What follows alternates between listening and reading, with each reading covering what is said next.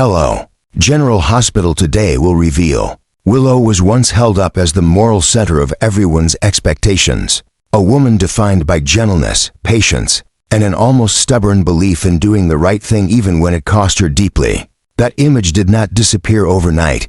It eroded slowly, layer by layer, as disappointment rewired her instincts and betrayal reshaped her sense of self. The lies that surrounded her marriage, the emotional fractures created by divided loyalties, and the realization that both Michael and Drew had failed her in different, but equally devastating ways pushed Willow into a quiet, irreversible transformation. What the world continued to see was still the same composed nurse, the devoted partner, the woman who appeared to carry compassion in every gesture. What no one noticed was that this purity had become armor, a flawless disguise concealing a colder, more calculating will that had learned how power truly worked when no one was watching. The moment she poisoned Drew was not impulsive, nor was it driven by panic. It was the result of weeks of internal rehearsal, of weighing consequences, of accepting that moral hesitation had only ever left her vulnerable. When the needle pierced Drew's neck while he was still smiling at her,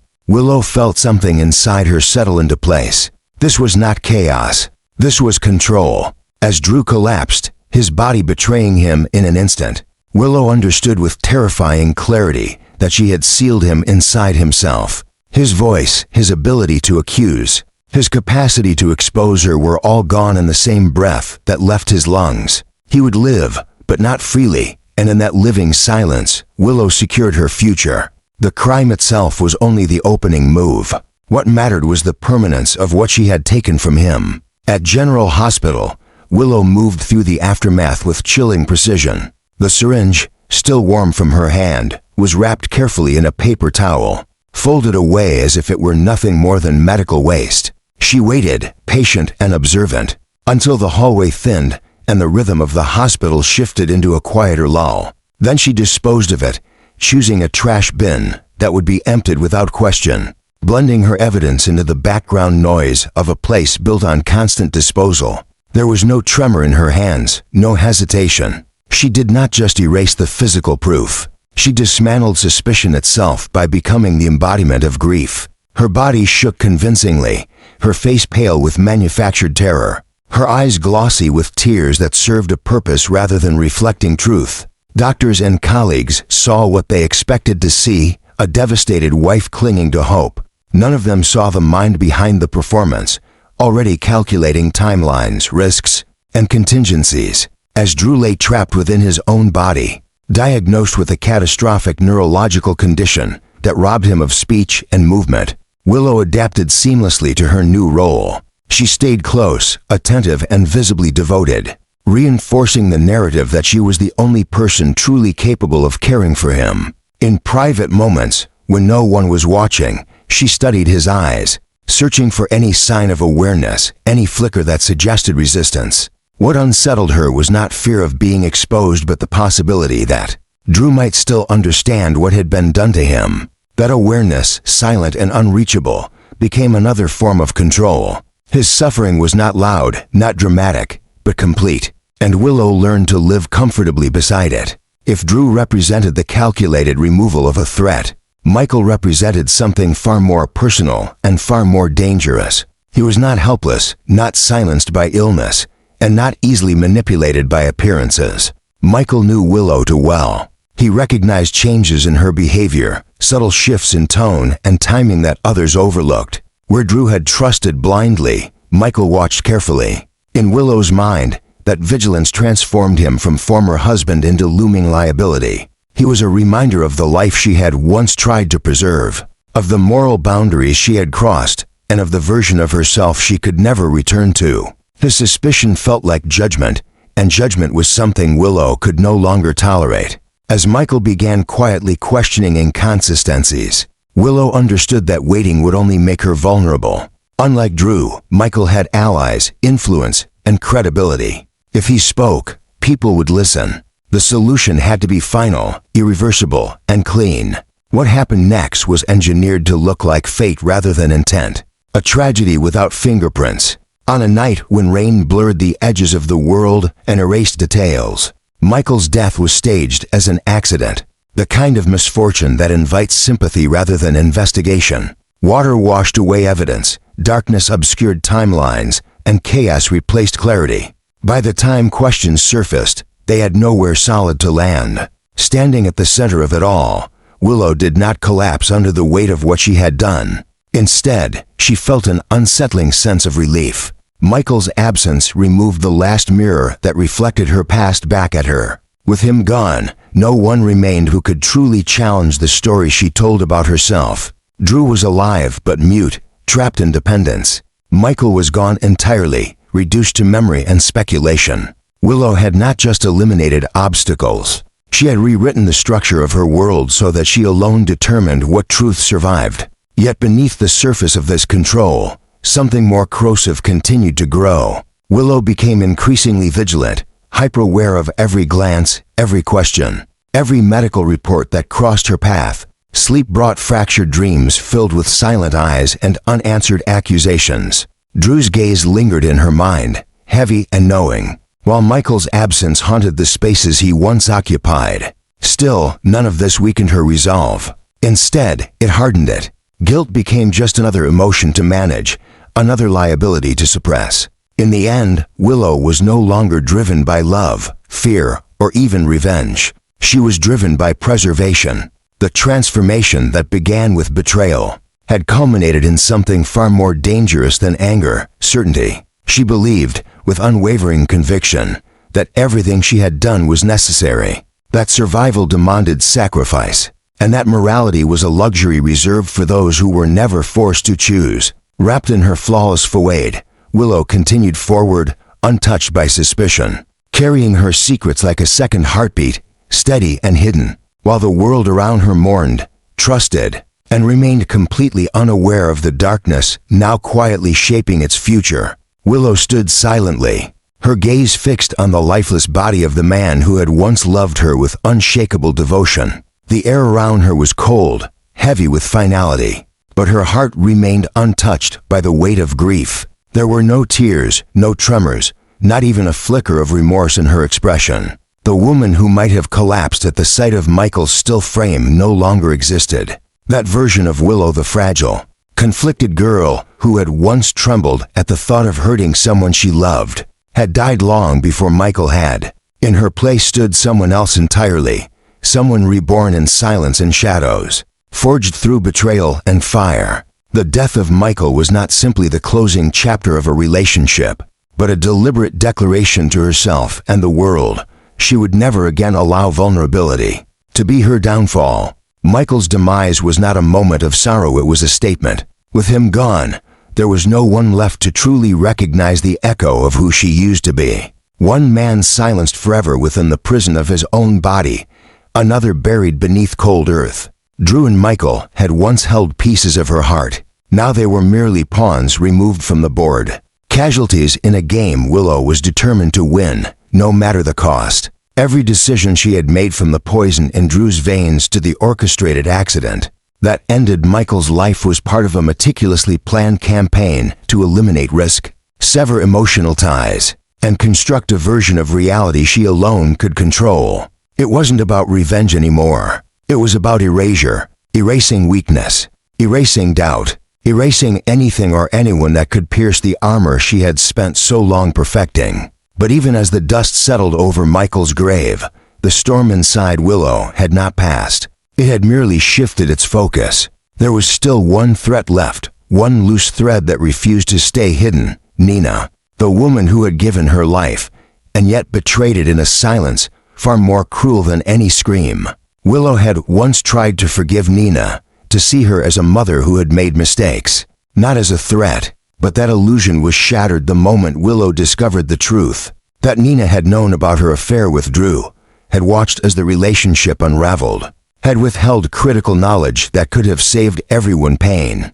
In Willow's eyes, this was no longer maternal failure, it was calculated treachery. It was the final, unforgivable act of betrayal from a woman who claimed to love her, but chose complicity instead. To Willow, Nina's silence was a weapon of quiet, sharp-edged betrayal that had the power to destroy everything. If Nina ever decided to speak, if she ever changed her mind or let guilt break her restraint, The carefully constructed house of cards Willow had built would come crashing down. And that was a risk Willow could not afford. She had learned that the only way to guarantee silence was to make it permanent. The plan began to form with the same clinical detachment that had guided her before. The same drug that had rendered Drew mute and paralyzed would be administered again. But this time, the dosage would not leave room for survival. It would be quick, clean, and final. Nina's silence would be eternal. Each day, Willow played her role with flawless precision. At General Hospital, she cared for Drew with such gentle attentiveness that even the most skeptical onlooker would be fooled. She read to him in soft tones, wiped his brow, adjusted his pillows with subtle grace. Nurses passed her in the hallway with nods of admiration, unaware that behind her kind smile lay a heart as cold as the sterile walls around them. Every action was rehearsed, every expression calculated. To the world, she was the embodiment of selflessness, a loyal wife tending tirelessly to a man who could not speak, not move, not even thank her. But behind every word of comfort whispered to Drew was the knowledge that he would never be able to contradict her. He was her captive audience, her living alibi. The narrative she spun was airtight. Willow made herself indispensable, not just to Drew, but to the entire hospital community. She ensured that people saw what she wanted them to see: a grieving widow in waiting, a devoted daughter trying to mend broken family ties, a nurse holding herself together for the sake of those around her. Any hint of accusation would be met with disbelief. After all, how could such a woman so compassionate, so selfless be capable of the darkness lurking beneath the surface? That was the genius of it. Willow didn't just erase evidence, she disarmed suspicion. She weaponized innocence. Every smile was a blade dulled by trust. Every tear was a veil to keep the truth buried deeper. She knew how to seed doubt subtly, carefully undermining anyone who might one day question her. If someone hesitated around her, she offered sympathy. If they asked too many questions, she deflected with humility. She even played the role of daughter with Nina to perfection, apologetic, vulnerable, eager to rebuild. All the while, the poison waited, hidden among the sterile supplies she had easy access to. Willow never rushed. She understood that timing was everything. To strike too soon would raise questions. To wait too long would invite risk. So, she studied Nina. She learned her rhythms, her patterns, her moods, and she waited for the moment when trust would be highest, when defenses would be lowest, when a mother would open her arms, never suspecting that the daughter within them had become her executioner. What made it more chilling was how calm Willow had become in the face of her own darkness. She no longer flinched at the thought of ending lives. It had become necessity, strategy, part of the world she now navigated with terrifying clarity. Emotions were liabilities. Guilt was a distraction. The only thing that mattered was preservation of the life she had claimed for herself through blood and silence. And no one, not Drew, not Michael, not Nina, would be allowed to take that from her. In the quiet hours of the night, when the hospital lights dimmed and the world outside seemed to pause, Willow stood beside Drew's bed, her hand resting gently on his shoulder. To anyone passing by, it was a picture of devotion. But beneath her calm demeanor, she was already somewhere else, mentally reviewing her next move, ensuring her tracks remained covered, preparing for the final piece to fall into place. Because in Willow's world, love had died, innocence had decayed, and all that remained was the cold, unwavering will to survive alone, untouched and victorious. While the doctors continued to debate Drew's diagnosis, each clinging to varying degrees of optimism or clinical detachment, Willow had already begun orchestrating her next move with quiet precision.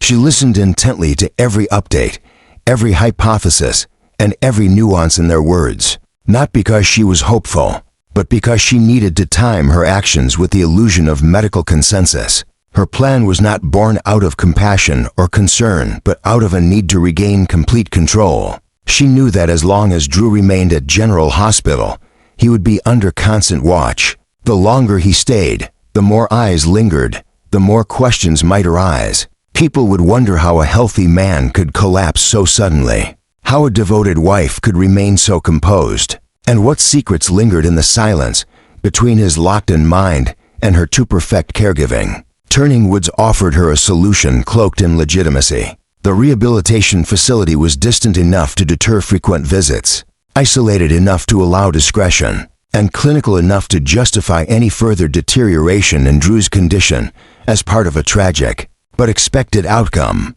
Willow didn't just want Drew out of the hospital, she needed him removed from every environment where people could detect the faintest contradiction in her story. She spoke with social workers, filled out forms, and coordinated with transport teams, always with the air of a devoted wife doing everything she could to help her husband recover. But beneath the surface, her real goal was singular: to entomb Drew in a space where his existence no longer threatened her. Masked there, in that quiet corner of the world, he would remain a breathing body without voice, without agency, a monument to her victory, and a reminder of what silence could achieve.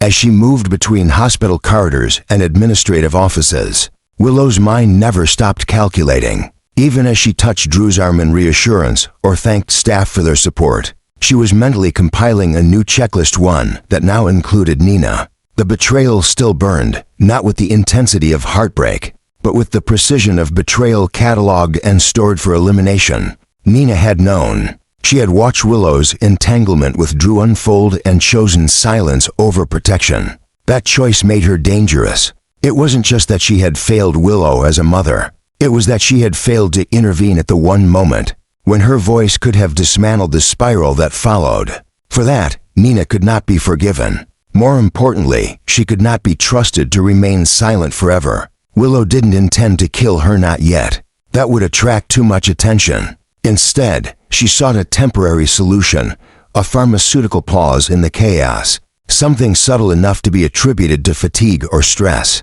a dose just potent enough to render Nina unconscious for a few days, to disrupt whatever momentum she might be building, to discredit any suspicions she might raise. Willow began making discreet inquiries, feigning interest in sedatives for Drew's discomfort, testing reactions, gauging how easily such drugs could be acquired. Everything was cloaked in plausible concern, but every word was laced with intent.